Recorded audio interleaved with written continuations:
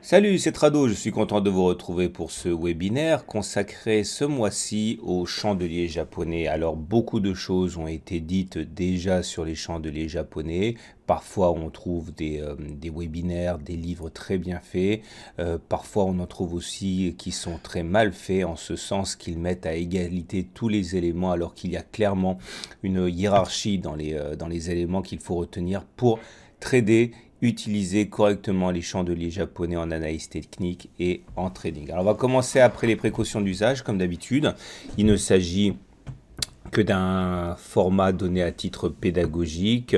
Cela ne reflète en rien l'opinion de CMC Market, c'est l'opinion de Tradozer Trading.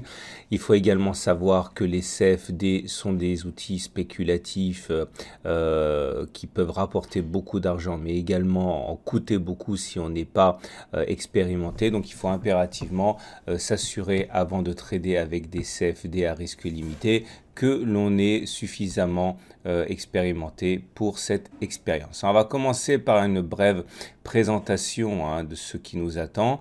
Je vais commencer par expliquer ce que c'est qu'un chandelier japonais pour les plus novices et notamment préciser quelque chose qui est souvent mal compris, y compris par des analystes techniques et des traders de niveau, on va dire, plus intermédiaire. Et on verra un ensemble d'éléments qui constituent en fait les éléments les plus importants, je pense, dans cette aventure qui va vous conduire dans l'exploration des chandeliers japonais. Donc, le chandelier japonais, c'est une représentation asiatique, on le sait bien, et l'avantage par rapport aux courbes, c'est qu'elle va donner des éléments complémentaires. Alors, lorsque vous avez une bougie, un chandelier japonais, vous avez des mèches et vous avez un corps. Le corps correspond au niveau d'ouverture de la séance et au niveau de clôture de la séance quand le corps est vert. Et quand il est rouge, en fait, c'est d'abord en haut le niveau d'ouverture et le niveau de clôture en bas. En fait, le rouge signifie que l'on clôture plus bas qu'on a ouvert et le vert signifie qu'on clôture plus haut qu'on a ouvert. Attention, déjà là, il faut savoir que beaucoup de débutants interprètent mal les bougies puisque ils pensent que vert, ça veut dire que cela monte et que rouge, ça veut dire que cela descend. Non, ça ne veut pas dire ça. Imaginons par exemple qu'on ait une séance ici en chandelier japonais qui ouvre à moins 2% et qui termine la séance à moins 1% par rapport à la veille. Vous voyez bien qu'on aura quand même baissé par rapport à la veille de 1%. Néanmoins, il sera vers le chandelier japonais. Et puis vous avez les mèches, la mèche haute et la mèche basse qui correspondent aux extrêmes de la bougie. Alors si c'est une bougie journalière, les extrêmes du jour, que ce soit à la hausse ou à la baisse. Alors, voilà globalement pour faire le bilan. Et attaquons tout de suite le Marubozu haussier et le Marubozu baissier qui sont des chandeliers extrêmement puissants. Alors, on va commencer par la description du Marubozu. Alors, il faut savoir que le Marubozu haussier comme le Marubozu baissier caractérisent des bougies qui sont très longues, beaucoup plus longues en fait que les bougies précédentes, 2 à 3 fois plus longues que les bougies précédentes. Et il n'y aura pas de mèche idéalement, ni de mèche basse, ni de mèche haute. Alors on accepte parfois une mèche vraiment minime, mais l'idée et qu'il faut vraiment avoir une sorte de prise en main progressive, sans partage, du début de la séance à la fin de la séance par les haussiers dans le cadre du Marubozu haussier ou par les vendeurs si c'est un Marubozu baissier. Et c'est bien l'idée de l'absence de mèche, c'est-à-dire qu'à aucun moment, lors d'un Marubozu haussier, les baissiers ont réussi à prendre la main. Et inversement pour le Marubozu baissier. Alors, vous remarquerez à l'usage aussi que tous les Marubozu ne fonctionnent pas. Et s'ils ne fonctionnent pas, c'est parce que parfois, dans les explications qui sont données, on considère que tous les Marubozu se valent. Non, c'est pas vrai. En fait, il faut véritablement privilégier les Marubozu qui vont intervenir sur des niveaux clés horizontaux. Par exemple, si vous avez un Marubozu haussier qui intervient sur une zone de support, c'est-à-dire une zone qu'on n'arrive pas à casser depuis plusieurs tentatives, c'est beaucoup mieux. Ou si vous avez un Marubozu haussier qui intervient sur une cassure de résistance, c'est beaucoup mieux aussi. Inversement, si vous avez un Marubozu baissier qui intervient sur un niveau de résistance, c'est-à-dire un niveau qu'on n'arrive pas à casser à la hausse, c'est beaucoup plus significatif que s'il apparaît à n'importe quel moment. Un Marubozu baissier qui se manifesterait sur une cassure de support sera également à privilégier. Alors, l'idée, effectivement, regardez ici, hein, là vous avez un Marubozu haussier. Ce Marubozu haussier intervient sur un niveau de support. Vous voyez, c'est un niveau qui a empêché les cours de baisser sur les précédentes attaques. Et quand un Marubozu haussier va se dessiner sur ce niveau, c'est bien sûr beaucoup plus significatif que s'il apparaissait à un niveau complètement aléatoire. Ok, et là, pour l'objectif, il y a plusieurs façons de faire. On peut, par exemple, identifier la résistance la plus proche et viser cette résistance-là. Mais il n'y a pas de règle. On peut également simplement se contenter de prendre une résistance oblique, mais en tout état de cause, la règle c'est qu'il faut de toute manière, quand on passe au trading, hein, il faudrait normalement que vous ayez plus à gagner qu'à perdre. Donc si vous décidez de rentrer sur un Marubozu haussier, en toute logique, eh bien, vous devez mettre votre stop en dessous du précédent creux. Okay, donc il faut que ce que vous ayez à gagner soit au moins supérieur, hein, à ce que vous risquez de perdre, c'est-à-dire la différence entre le point d'entrée et le dernier creux. Alors maintenant, les traders, j'en connais, utilisent parfois le Marubozu de manière beaucoup plus agressive, de la manière suivante, hein, c'est-à-dire que dès qu'ils vont voir que le Marubozu va se dessiner, ils vont rentrer dès que le Marubozu est formé, c'est-à-dire si c'est un Marubozu horaire, eh bien, dès la première seconde de l'heure suivante, ils vont rentrer. Si c'est un Marubozu journalier, ils vont rentrer dès l'ouverture, la séance suivante, etc. Ils vont mettre leur stop loss juste en dessous du Marubozu, c'est-à-dire que on considère que le Marubozu est un signe de puissance, un signe de hausse. Si on revient titiller la naissance du Marubozu en bas, les plus bas du Marubozu, c'est que la force haussière en place n'est pas aussi puissante que cela. Donc les plus agressifs rentreront dès la formation finale du Marubozu, mettront un stop loss en dessous de ce chandelier. Il y a une autre façon de faire, hein, c'est de mettre un point d'entrée le plus près possible du niveau médian, parce qu'il est assez classique d'assister à un petit reflux qui s'arrête justement sur le niveau médian avant de repartir. Ça permet également, hein, de rentrer à un prix qui est peut-être plus avantageux. Pour les Marubozu baissiers, c'est la même chose, hein. Les plus agressifs, notamment des trading, hein, vont rentrer dès la formation finale de la bougie en spéculation à la baisse. Ils mettront leur stop loss garantie automatique. Ça, on parle de stop loss garantie automatique, c'est pour les CFD à risque limité de mon partenaire CMC Markets, hein. Ils mettront leur stop loss garantie automatique au-dessus du Marubozu, hein, toujours sur la même logique, hein, c'est-à-dire que c'est censé témoigner d'une force baissière puissante. Si jamais on repasse au-dessus de ce qui a donné naissance au Marubozu, c'est que c'était un signal qui n'était pas très efficace, donc autant sortir tout de suite. Donc, et la possibilité également, c'est de rentrer éventuellement sur un retour sur le niveau médian du Marubozu, hein. Ce sont des choses qui se font assez classiques, parce que je le répète, il est assez commun, hein, de revenir vers le niveau médian du Marubozu avant de repartir en sens inverse, hein. Donc je répète ici, si vous êtes un trader super agressif, vous aurez tendance à rentrer dès la formation du Marubozu, hein, sur la bougie suivante ou juste à toute fin de la bougie. Vous remarquerez que le retour sur le niveau médian a eu lieu, hein. Vous voyez bien, on est revenu sur le niveau médian avant de repartir vers le haut. C'est pour ça que je vous parlais du niveau médian. Les plus agressifs mettront un stop loss en dessous du Marubozu haussier.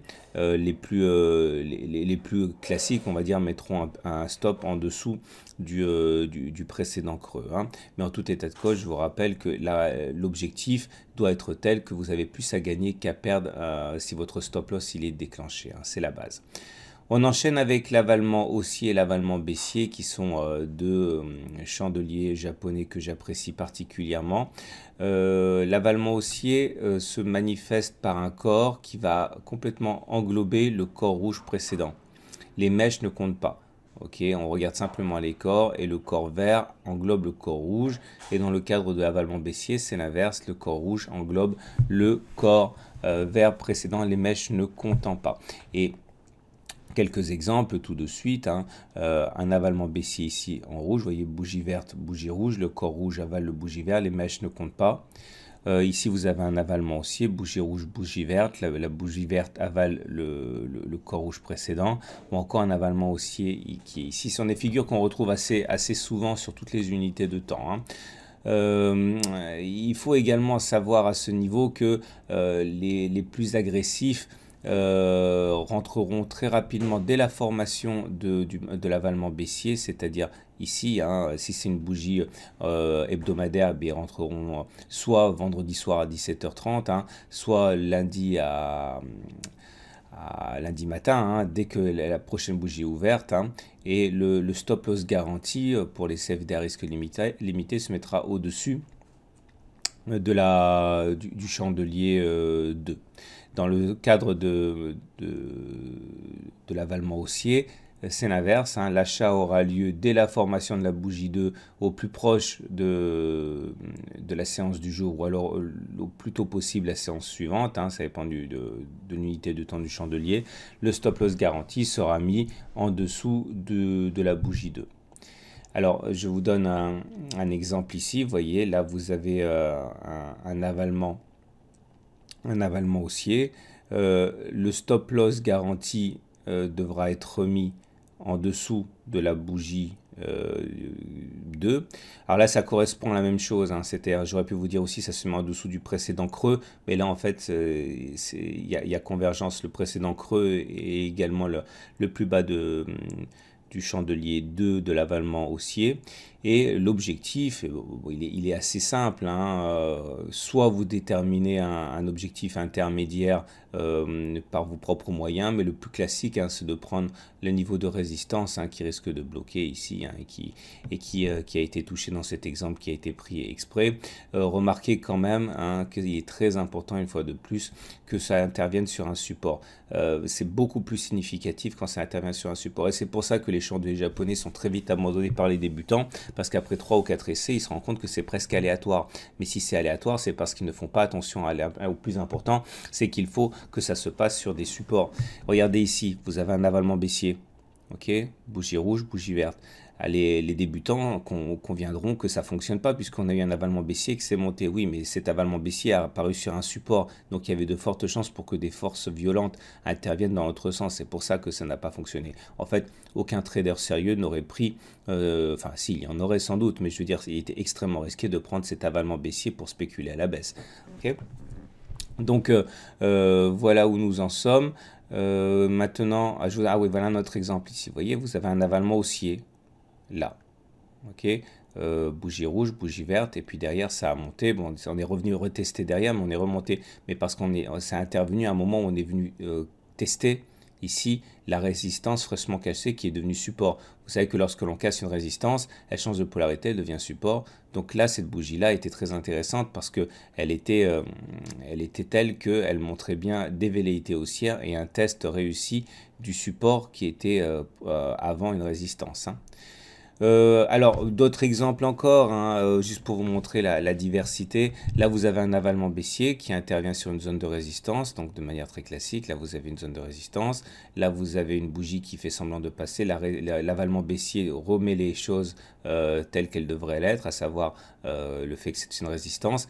Et à partir de là, vous pouviez tout à fait envisager de sortir sur les 23,6% ou les 38,2% de Fibonacci. C'est notre façon de faire également. Nous allons donc passer maintenant aux haramis haussiers et aux haramis baissiers.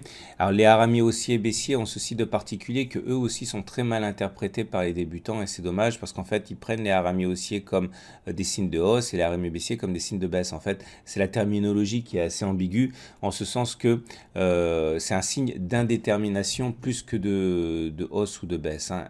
Alors il faut contextualiser. Le harami haussier se caractérise par par une bougie rouge et une bougie verte. C'est l'inverse de l'avalement. C'est la bougie 1 qui avale le corps de la bougie 2, ou la bougie dans le cadre du harami baissier, c'est une bougie verte qui avale un petit corps rouge. Et l'idée, c'est que vous pouvez également avoir une bougie 2 sous forme de croix. Hein, c'est la même chose, ça s'appelle un harami en croix. Donc, c'est une bougie rouge ou une bougie verte suivie d'un doji. Hein, c'est une bougie sans corps. Et là aussi, il faut contextualiser en ce sens que si on prend le cadre du harami haussier, la position de la deuxième bougie est super importante. Si elle est plutôt en haut, effectivement, on risque d'avoir un rebond ou une hausse. Si elle est plutôt en bas, ou au milieu, c'est plutôt un signe d'indécision. C'est logique, ça traduit en fait la pression. Si la deuxième bougie est plutôt en haut, on voit bien qu'il y a une volonté manifeste de monter, il y a une pression haussière. Par contre, si elle est plutôt en bas ou au milieu, eh bien la pression haussière n'est pas là. Et ceux qui disent que ça ne fonctionne pas, c'est parce que justement, ils s'attendent à chaque fois à ce qu'un harami haussier se traduise par une montée, un harami baissier se traduise par une baisse, alors qu'il faut contextualiser. Et puis, pour le harami baissier, c'est l'inverse. Il faut que la bougie 2 soit plutôt en bas de la bougie 1, manifestant en fait la pression baissière. Si c'est en haut, au milieu, il y a plus de chances pour que il n'y ait pas de baisse, que ce soit complètement en fait aléatoire.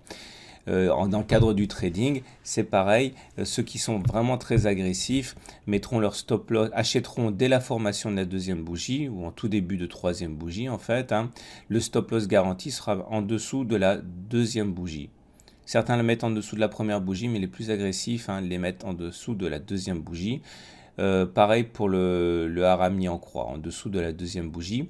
Et dans le cadre d'un harami baissier, l'entrée en spéculation à la baisse aura lieu dès la formation de la deuxième bougie. Et le stop loss garanti sera mis au-dessus de la deuxième bougie. Certains le mettront au-dessus de la première bougie, mais les plus agressifs le mettent en dessous de la deuxième bougie.